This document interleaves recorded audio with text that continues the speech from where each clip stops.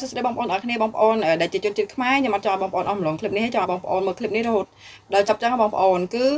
บองปอนเคยดมมือสลักนี้เต้คือ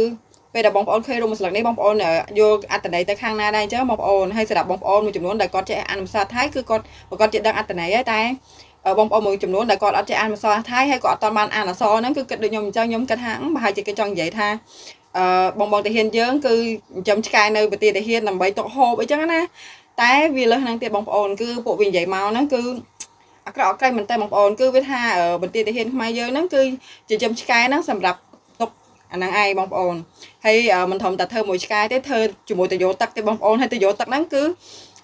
chỉ từ dỗ đạp hô tắc sập tới bên tiền hiện bộ tiền hiện còn hô hay năng lục một lục ấy chứ bóng ồn hay mình thầm tập ban năng ấy cứ dạy tha bộ bóng tiền hiện nó mình trầm thả thua mỗi từ dỗ tới cứ thọt hay do một sai ai admin cái em không hay cho một ổn nhưng trong vậy thay chế viện chân của vì vậy chân má hyper để website qua làm biến nó cứ rụp hiện tượng ra ban sensor bóng ổn cứ admin khơi ai tượng cứ sensor thắng họ khởi năm mình ai do bằng hai bàn tay nhưng trong vậy thay chế nhưng con này chưa đây phụ ấy đưa tha ở vị trí chân hay sẽ đập vào làm biến để thay chẳng có chưa qua làm biến con ai khi nào mà tay con ai chứ bóng ổn tại sẽ đập dương chỉ bóng ổn không ai đi cho chị không ai đây vô giờ này đây bóng ổn cứ sẽ đập nhóm cứ nhóm chưa tay mà đâu bóng ổn tha ở bong tề hiên còn ở miền tại chỉ đặt bạn đúng phụ ấy tại chỉ đặt bọc mai dưới đang สียไปคือบงตะเฮียนบอกmai dướiคือกดไลค์โนกดเวยจังเต้เป็นไปได้ไหมว่าเขาเลี้ยงเอาไว้กินหรือเปล่าเพราะว่าพออยู่ไปอยู่มาไม่มีใครส่งอาหารให้จับเชือดไป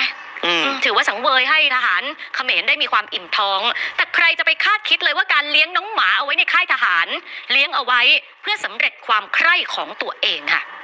คุณผู้ชมไม่ได้เห็นอะไรหรอกเราคาดดำหมดอะค่ะคือมันจะเบลอให้เห็นยังไม่ได้เลยอะไม่สามารถให้เห็นได้อะไรเลยจริงๆขออภัยด้วยนะคะเป็นทีวีแต่ไม่จำเป็นต้องดูภาพทุกข่าวก็ได้คุณผู้ชมเดี๋ยวเล่าให้ฟังเพราะว่าสิ่งที่เกิดขึ้นนี้ใช้คำว่าวิปริตวิถานได้ไหมอ่ะคนอะไรจะไปมีสัมพันธ์กับน้องหมาคือน้องหมาตัวเมียที่เลี้ยงเอาไว้ในฐานเนี่ยเขาจับมามีเพศสัมพันธ์ค่ะการมีเพศสัมพันธ์กับสัตว์เนี่ยนับว่าเป็นความป่วยอย่างหนึ่งของจิตใจเหมือนกันนะคุณผู้ชมและไม่ใช่แค่มีอย่างเดียวนะมีเพศสัมพันธ์กับสัตว์แล้วยังถ่ายคลิปตัวเองเก็บเอาไว้ด้วย